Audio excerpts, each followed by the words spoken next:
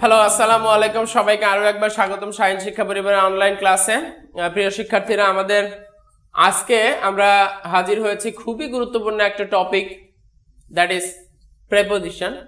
আমরা জানি ইংরেজিতে পার্টস অফ স্পিচ হচ্ছে মোট হচ্ছে 8টা। এই 8টা পার্টস অফ স্পিচের ভিতরে অত্যন্ত গুরুত্বপূর্ণ একটি পার্টস অফ স্পিচ হচ্ছে প্রেপোজিশন। প্রেপোজিশনকে বাংলায় পদান্বয়ী অব্যয় বলা হয়। পদান্বয়ী শব্দটা আসছে দুটি শব্দ থেকে, একটা হচ্ছে পদ আর একটা হচ্ছে অনয়। অনয় শব্দ অর্থ হচ্ছে সম্পর্ক স্থাপন করা, আর পদকে ইংরেজিতে কি বলা হয়? Parts of speech. তাহলে পার্টস অফ স্পিচের ভিতরে সম্পর্ক স্থাপন করে যে সমস্ত অব্যয়, কোথায় এরা অবস্থান গ্রহণ করে এবং কার পূর্বে অবস্থান গ্রহণ করে সেটা জানার জন্য আমরা একটু লক্ষ্য করি। প্রিপোজিশন শব্দটা যদি আমরা একটু অর্থ বিশ্লেষণ করি তাহলে কি দাঁড়ায়? প্রি শব্দের অর্থ হচ্ছে পূর্বে, আর পজিশন শব্দের অর্থ হচ্ছে অবস্থান। তাহলে প্রিপোজিশন শব্দের অর্থ কি আসছে? পূর্বে অবস্থান। কার পূর্বে অবস্থান গ্রহণ করে? প্রিপোজিশন সর্বদাই নাউন অথবা প্রোনাউন অথবা নাউন ইকুইভ্যালেন্ট, নাউনের সমমানের যে সমস্ত শব্দ বা শব্দগুচ্ছ তাদের পূর্বে অবস্থান গ্রহণ করে, যারা উক্ত সেন্টেন্সের অন্য শব্দের সাথে অনয় স্থাপন করে, সম্পর্ক স্থাপন করে, তারাই হচ্ছে প্রেপোজিশন। আমি যদি ইংরেজিতে বলি, please take a look on the board. A preposition is a word placed before a noun or pronoun or noun equivalent to show its relationship with some other words in the sentence. যেই কথাগুলো বলছিলাম যে noun প্রোনাউনের পূর্বে অবস্থান গ্রহণ করে যারা উক্ত সেন্টেন্সের অন্য ওয়ার্ডের সাথে নাউন প্রোনাউনের সম্পর্ক স্থাপন করে, তারাই হচ্ছে প্রেপোজিশন। প্রিয় শিক্ষার্থী, আমরা এখন যেই কথাটা দেখতে পাচ্ছি সেই কথাটা আমরা এতক্ষণ বলতেছিলাম যে যেই সমস্ত ওয়ার্ড নাউন প্রোনাউনের পূর্বে অবস্থান গ্রহণ করে অন্য ওয়ার্ডের সাথে উক্ত নাউন প্রোনাউনের সম্পর্ক স্থাপন করে, তারাই হচ্ছে প্রেপোজিশন। আমরা যদি এবার একটা উদাহরণ লক্ষ্য করি, যেমন there is a cow in the field। এই সেন্টেন্সটায় ফিল্ডের সাথে দ্য ফিল্ড এই নাউনটার সাথে কাউয়ের সম্পর্ক স্থাপন করার জন্য মাঝখানে একটি শব্দ বসেছে ইন, নাউনের পূর্বে অবস্থান করেছে, সেই জন্য এর নাম প্রেপোজিশন, এভাবে বলতে পারি।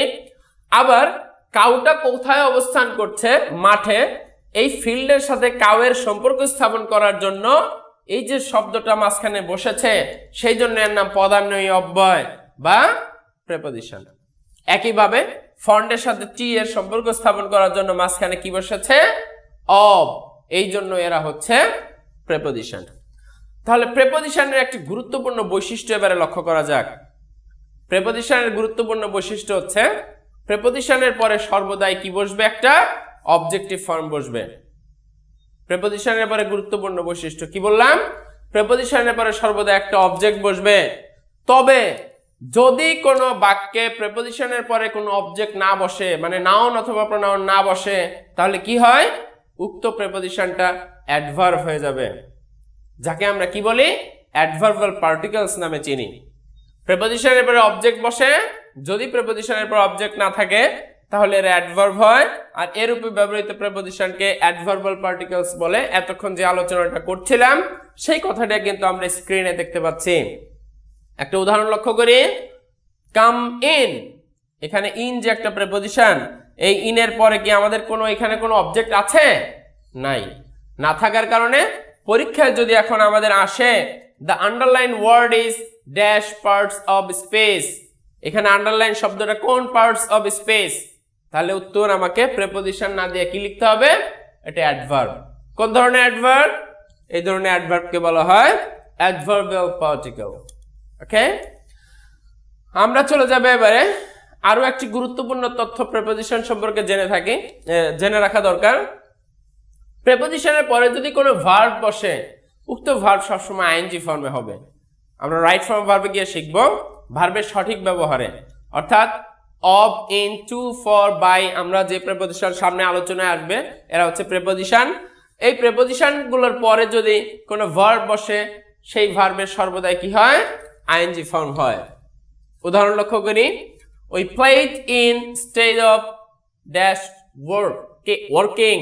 লক্ষ্য করি এখানে অফ হচ্ছে একটা প্রেপোজিশন, এই প্রেপোজিশনের পরে ওয়ার্ক ভার্ব থাকার কারণে ওয়ার্কের সাথে কি যুক্ত হয়েছে, আইএনজি।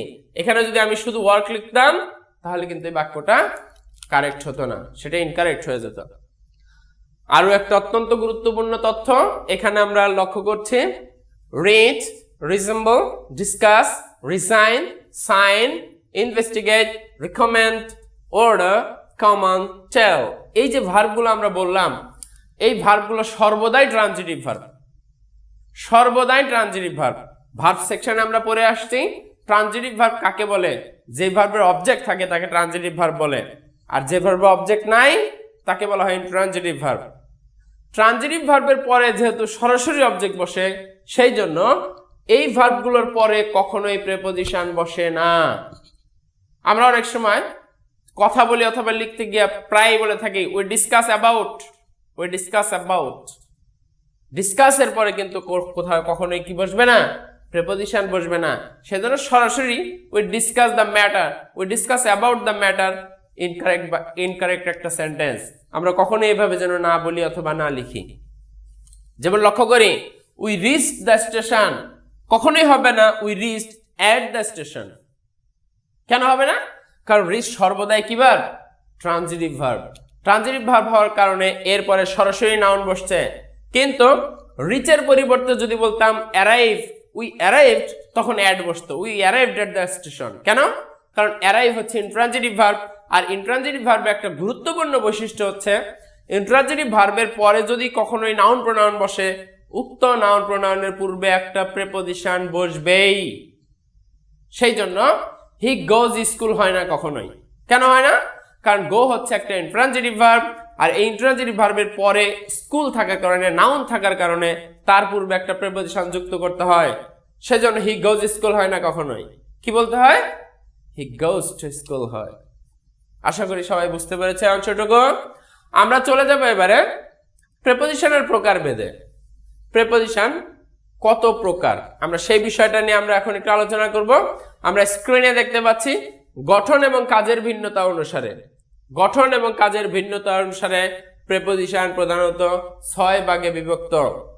যার প্রথমটা হচ্ছে সিম্পল প্রেপোজিশন, আরেকটা হচ্ছে ডাবল প্রেপোজিশন, তারপরে হচ্ছে কম্পাউন্ড প্রেপোজিশন, এরপরে ফ্রেজ প্রেপোজিশন, তারপর পার্টিসিপল প্রেপোজিশন এবং সবার শেষে হচ্ছে ডিসগাইজ প্রেপোজিশন। এবারে আমরা এই 6টা প্রেপোজিশন সম্পর্কে কিছুটা প্রাথমিক ধারণা নেওয়ার চেষ্টা করব। আমরা প্রথমে স্ক্রিনে দেখতে পাচ্ছি সিম্পল প্রেপোজিশন। সিম্পল প্রেপোজিশন কারা? সাধারণত একটা ওয়ার্ড দ্বারা যে সমস্ত প্রেপোজিশন গঠিত হয় তারাই হচ্ছে সিম্পল প্রেপোজিশন। প্রিয় শিক্ষার্থী, এই সিম্পল প্রেপোজিশন কারা? এই প্রেপোজিশন গুলো কিন্তু আমাদের মুখস্থ রাখতে হবে, মনে রাখতে হবে কারা সাধারণত প্রেপোজিশন। এছাড়া এগুলো চেনার সাধারণত উপায় নাই। যেমন আমরা নাউন চেনার কিছু উপায় থাকে, যে সমস্ত শব্দের শেষে সাধারণত শান, শান, ডম, নেস, হুড ইত্যাদি সাফিক্স যুক্ত থাকে তারা সাধারণত নাউন হয়। এই জাতীয় অনেক পার্টস অফ স্পিচ চেনার বিভিন্ন উপায় আছে, কিন্তু প্রেপোজিশন কিন্তু এইভাবে চেনার কোনো উপায় সাধারণত নাই। সেজন্য আমাদের এটা কিন্তু মুখস্থ রাখতে হবে। তাহলে সিম্পল প্রেপোজিশন কারা? at, on, by, for, from, with, after, of। এই যে প্রেপোজিশন গুলো আমরা বললাম প্রত্যেকটাই একটা মাত্র ওয়ার্ড। এই একটা মাত্র ওয়ার্ড হওয়ার কারণে এরা কি প্রেপোজিশন? এরা হচ্ছে সিম্পল প্রেপোজিশন। এরপরে আমরা পরবর্তী প্রেপোজিশনটার নাম আমরা দেখতে পাচ্ছি স্ক্রিনে। পরবর্তী অংশটা হচ্ছে কি ডাবল প্রেপোজিশন। ডাবল শব্দ অর্থে আমরা বুঝতে পারছি যে দুই, অর্থাৎ দুটি সিম্পল প্রেপোজিশন একত্র হয়ে অথবা যুক্ত হয়ে যদি আরেকটা নতুন প্রেপোজিশন উৎপন্ন করে তারাই হচ্ছে ডাবল প্রেপোজিশন। উদাহরণ লক্ষ্য করি, ইন এবং টু যুক্ত হয়ে একটা নতুন শব্দ হয় ইনটু।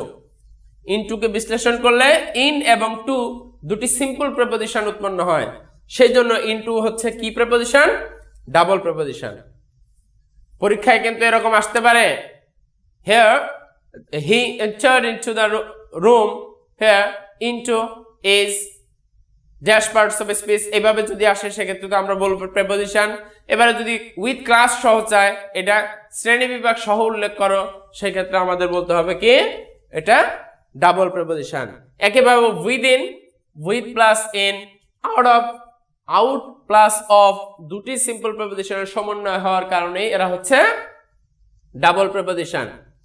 আমরা চলে যাব পরবর্তী প্রেপোজিশনটায়। আমাদের পরবর্তী প্রেপোজিশনের নাম হচ্ছে কম্পাউন্ড প্রেপোজিশন। খুব ইন্টারেস্টিং একটা প্রেপোজিশন। কিভাবে কম্পাউন্ড প্রেপোজিশন গঠিত হয় আমরা একটু লক্ষ্য করি।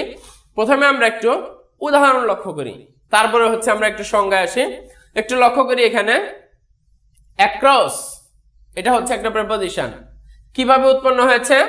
অ্যাক্রসটাকে যদি আমরা বিশ্লেষণ করি তাহলে মূলত হয় অন যোগ ক্রস।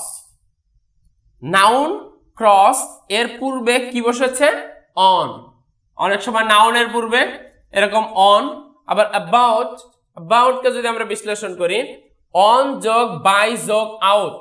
একটু লক্ষ্য করি এখানে এ এই শব্দটায় রূপান্তরিত হয়ে কি হয়েছে? অন। একইভাবে এ এর পরিবর্তে অন, বি এর পরিবর্তে বাই। আবার এখানে একটু লক্ষ্য করি বিহাইন্ড, এটাকে বিশ্লেষণ করলে আসে বাই যোগ হাইন্ড, তাহলে এখানে বিই এর পরিবর্তে কি আসছে? বাই। একইভাবে বিফোর, অ্যাবভ, বিলো, অ্যালং, অনযোগ লং, অ্যাবভ, অনযোগ বাই যোগ আপ, এইভাবে যুক্ত হয়ে যে প্রেপোজিশনগুলো উৎপন্ন হয়। কিভাবে উৎপন্ন হয় এখানে একটু নোট লক্ষ্য করি। কম্পাউন্ড প্রেপোজিশন গঠন করতে সাধারণত অনের স্থলে এ এবং বাইয়ের স্থলে বি অথবা বিই হয়, যেমনটা আমি একটু আগে বিশ্লেষণ করে বোঝালাম। তো এইভাবে উৎপন্ন হয়ে যে প্রেপোজিশনগুলো উৎপন্ন হয় সেই প্রেপোজিশনগুলো কম্পাউন্ড প্রেপোজিশন। এবার আমরা একটু সংজ্ঞায় যাই। নাউন বা অ্যাডজেক্টিভ বা অ্যাডভার্বের পূর্বে সিম্পল প্রেপোজিশন যুক্ত হয়ে যে প্রেপোজিশন গঠিত হয়, যেমন ক্রস, নাউনের পূর্বে কি যুক্ত হয়েছে? একটা সিম্পল প্রেপোজিশন অন। অন যোগ বাই যোগ আউট, অ্যাডভার্বের পূর্বে বা অ্যাডজেক্টিভের পূর্বে যখন এই যে সিম্পল প্রেপোজিশন যুক্ত হয়ে একটা প্রেপোজিশন উৎপন্ন হলে অ্যাবাউট। এখন যদি পরীক্ষা হয়, পরীক্ষা আসে যে অ্যাবাউট কোন ধরনের প্রেপোজিশন, আমাকে কিন্তু লিখতে হবে এটা কম্পাউন্ড প্রেপোজিশন। আশা করি এই অংশটুকু তোমরা বুঝতে পেরেছ। চলে যাব পরবর্তী প্রেপোজিশনে। আমাদের পরবর্তী প্রেপোজিশনের নাম হচ্ছে কি ফ্রেজ প্রেপোজিশন। ফ্রেজ শব্দের অর্থ হচ্ছে অনেকগুলো শব্দের সমষ্টি। ফ্রেজের বৈশিষ্ট্য হচ্ছে একাধিক শব্দ পাশাপাশি, এক বা একাধিক শব্দ পাশাপাশি বসে যদি একটা পার্টস অফ স্পিচের কাজ করে তারাই হচ্ছে ফ্রেজ।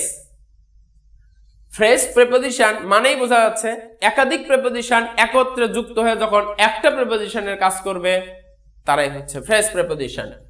দুই বা ততোধিক প্রেপোজিশন একত্র হয়ে একটি একক প্রেপোজিশন হিসেবে ব্যবহৃত হলে তারাই হচ্ছে ফ্রেজ প্রেপোজিশন। যেমন অন অ্যাকাউন্ট অফ, এই যে তিনটা শব্দ মিলে একটা শব্দ হয়েছে সেটা হচ্ছে ফ্রেজ।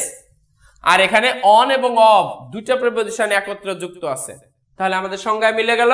সংজ্ঞায় লেখা আছে দুই বা ততোধিক প্রেপোজিশন পাশাপাশি একত্রে বসে যদি একটা প্রেপোজিশনে কাজ করে তারাই হচ্ছে ফ্রেজ প্রেপোজিশন। এরকম ফ্রেজ প্রেপোজিশন কি কি আছে? On account of, by dint of, by means of, in front of, instead of, look for ইত্যাদি। এরা হচ্ছে ফ্রেজ প্রেপোজিশন। আমরা অ্যাপ্রোপ্রিয়েট প্রেপোজিশন সেকশনে এই ফ্রেজ প্রেপোজিশন গুলো যত বেশি পারি তত বেশি মুখস্থ করার চেষ্টা করব ইনশাআল্লাহ। পরবর্তী প্রেপোজিশনে আমরা দেখতে পাচ্ছি স্ক্রিনে পার্টিসিপল প্রেপোজিশন। শিক্ষার্থীরা ভার্ব সেকশনে আমরা দেখেছি পার্টিসিপল কি বা কারা। পার্টিসিপল তিন প্রকার ছিল প্রধানত, প্রেজেন্ট পার্টিসিপল, পাস্ট পার্টিসিপল এবং পারফেক্ট পার্টিসিপল। এর ভিতরে প্রেজেন্ট পার্টিসিপল এবং পাস্ট পার্টিসিপলের মধ্যে থেকে কিছু কিছু প্রেজেন্ট পার্টিসিপল এবং পাস্ট পার্টিসিপল প্রেপোজিশন হিসেবে বসে। এই যে পার্টিসিপল থেকে কিছু প্রেপোজিশন শব্দ প্রেপোজিশন হিসেবে ব্যবহৃত হয় তারাই হচ্ছে মূলত পার্টিসিপল প্রেপোজিশন। আমরা প্রেজেন্ট পার্টিসিপলের বৈশিষ্ট্য কি জানি? ভার্বের বেস ফর্মের শেষে সাধারণত আইএনজি যুক্ত হয়। আর পাস্ট পার্টিসিপল কারা? V3 ফর্ম, যেটা গো, ওয়েন্ট, গন, ইট, এট, ইটেন ইত্যাদি, 3 নম্বর ফর্ম।